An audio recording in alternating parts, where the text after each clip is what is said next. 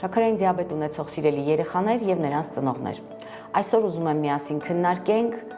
շարունակական մոնիտորինգի ձեր սարքերում առկա տվյալները։ Եկեք քննարկենք մեկ սլայդ, որտեղ ներկայացված են գլյուկոզայի չափման տվյալները 3 ամսվա կտրվածքով։ Պատահական վերցված երեխայի գլյուկոզայի մոնիտորինգի տվյալներ են։ Պատկերված նկարում տեսնում եք, որ դրված թիրախային միջակայքերից բարձր են գլյուկոզաները։ Եթե վերցնենք միջինացված գիծը, ապա այն գրեթե միշտ բարձր է լինում։ Ինչպես տեսնում եք, դրված են թիրախային մակարդակներ, սակայն միջին գլյուկոզայի գիծը բարձր է այդ թիրախային մակարդակից։ Ավելի հաճախ ծնողները կմտածեն, որ այստեղ պետք է անպայման ինսուլինի դոզաները բարձրացնել։ Սակայն եկեք նայենք նաև երկրորդ սլայդին։ Դուք տեսնում եք մուգ կապույտ գույնով նշված միջին գլյուկոզայի կորը, բայց այստեղ ուզում եմ ձեր ուշադրությունը հրավիրել այն փաստի վրա,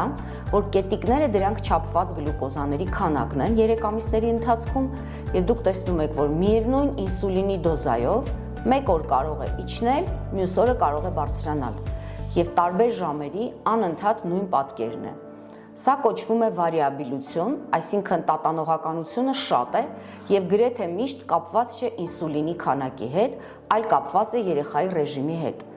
Այսինքն, մի օր երեխան շատ է ուտում, մի օր քիչ է ուտում, մի օր մեկ այլ ժամի է ուտում, մի օր ֆիզիկական ծանրաբեռնվածությունը առավոտյան է, մյուս օրը երեկոյան։ Որպեսզի հասկանանք, արդյոք կարիք կա ինսուլինի դոզան փոխելու, նախ եւ առաջ պետք է շտկել երեխայի ռեժիմը։ Երեխայի ռեժիմ շտկելը նշանակում է ամեն օր գրեթե նույնատիպ ուտելիք, գրեթե նույն ժամերին։ Երբ որ դուք կարգավորում եք երեխայի սննդակարգը, երեխայի օրվա գրաֆիկը եւ ռեժիմը, ֆիզիկական ակտիվությունը, մեծ մաս դեպքերում դուք տեսնում եք, որ այս կորը շտկվեց եւ երեխան ամբողջությամբ կարող է գտնվել նորմալ գլիկեմիայի մեջ։ Դա նշանակում է, որ ինսուլինի փոխելու կարիք ընդհանրապես չկար։ Տիրապետելով այս գիտելիքներին, հսկեք ձեր երեխաների դիաբետը լիարժեքորեն։